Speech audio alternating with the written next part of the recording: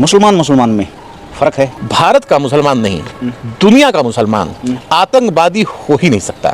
दाल में काला नहीं है, दाल काली है जनाब, और दाढ़ी में तिनका भी है, और तिनका नहीं है, दाढ़ी में पूरा जंगल फंसा हुआ है। कहीं मुस्लिम्स को अरेस्ट करना होता है तो कई बार तो हादसा होने से पहले अरेस्ट कर लिया जाता है और कई बार हादसे के बाद होता है, और इतनी तेजी से गिरफ्तारी होती है तो मुझे नहीं लगता कि 24 घंटा लगता हो।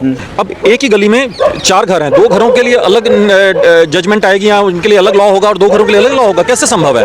आप बताइए। आपको अधिकार तो सारे चाहिए, बस जिम्मेवारी आप कोई भी नहीं लेना चाहते। तो देखिए औरंगजेब ने उस टाइम पे क्या किया, उसकी कब्र कैसे खोदी गई, उसने कौन सी फिल्म आई, कौन सी नहीं, हिट रही, फ्लॉप रही। हमारे देश की सरकार के पास इसके अलावा कुछ भी मुद्दा नहीं है।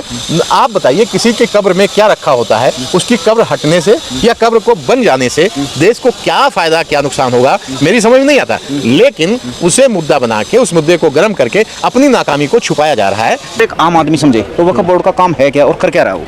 देखिए, वक्फ बोर्ड का काम तो वैसे तो इंसानियत की भलाई तक था, पर आज की डेट में आप देख लो, ये एक स्कूल चलाते हो नहीं चलाते, एक यूनिवर्सिटी चलाते हो नहीं चलाते, एक अनाथालय चलाते हो नहीं चलाते, एक विधवा आश्रम चलाते हो नहीं चलाते। कर क्या रहे हैं? सिर्फ प्रॉपर्टीज पे कब्जा करके कुछ गिने चुने लोग एक एसोसिएशन, एक बोर्ड बना के उन प्रॉपर्टीज पे कब्जा कर बैठ गए हैं। हम यही चाहते हैं, इस मुल्क में हम इस भाईचारे को बहुत मजबूती से आगे बढ़ाना चाहते हैं, लेकिन सरकार जो है वो वर्ण व्यवस्था लागू करना चाहती है, इसलिए वो हमें दुश्मन बताती है और आपको डराती है। भाई 1400 साल पुरानी तुम्हारा इतिहास, हजारों साल पुराना ये देश, और तुम हर चीज पे दावा ठोक कर बैठ गए हो। तुम 1400 साल पहले तो सारे आए हो। मेरे पास गाय है, मैं मुस्लिम हूँ लेकिन मेरे पास गाय है, तो किसी के घर में ये कह के उसका कत्ल कर दिया है, इनके घर में फला चीज मिली, एक तरफ इन्हीं का मंत्री कहता है कि भाई मेरा तो आहार है।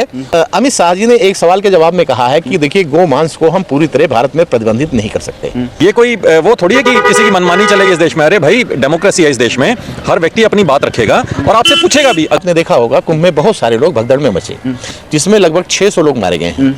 वहां पर आज भी लाशों के लिए लोग परेशान हैं, उनकी लाशें आज भी नहीं मिल पा रही हैं। तो इनको उस नाकामी को छुपाने के लिए जो ये वक्फ बोर्ड का संशोधन का जो मुद्दा उठा रहे हैं कि भाई इसमें संशोधन नहीं होना चाहिए, आप ये बताइए ये सही कहाँ तक है और गलत कहाँ तक? देखिए, संशोधन तो हर चीज़ में होना चाहिए। Reformation is the transformation is the law of nature. परिवर्तन प्रकृति का नियम है। और आधुनिक दौर पर हमें चलना पड़ेगा, जैसा कि मैंने मुस्लिम समुदाय के आगे भी वही बात कही कि भाई आधुनिक शिक्षा ही प्रमुख है। आपके साथ कई युवा खड़े हैं, क्या ये मुद्दों पे जानकारी पे बोलने में शिक्षा का अभाव है, या बोल सकते हैं या बोलते नहीं? कि किसी भी क्षेत्र में आप देखें मुस्लिम का एक बहुत बड़ा योगदान है, अगर वह शिक्षित होते तो शायद वहाँ तक नहीं पहुँचते। मुस्लिम समुदाय जब अपना धरना देता है तो इस धरने में मीडिया उन्होंने बैन कर दी, वो मीडिया को इंटरव्यू नहीं दे रहे, और उसको भी उन्होंने पोलराइज कर लिया मीडिया को भी कि इसको हम देंगे, इसको नहीं देंगे। आप कितने तो इन्होंने प्रॉपर्टी पे अपने दावे ठोके हुए हैं। इन्होंने मुंबई में अंबानी की कोठी पे अपना दावा ठोका हुआ है, संसद भवन पे अपना दावा ठोका हुआ है। ये हर जगह पे तो अपना दावा ठोक देते हैं।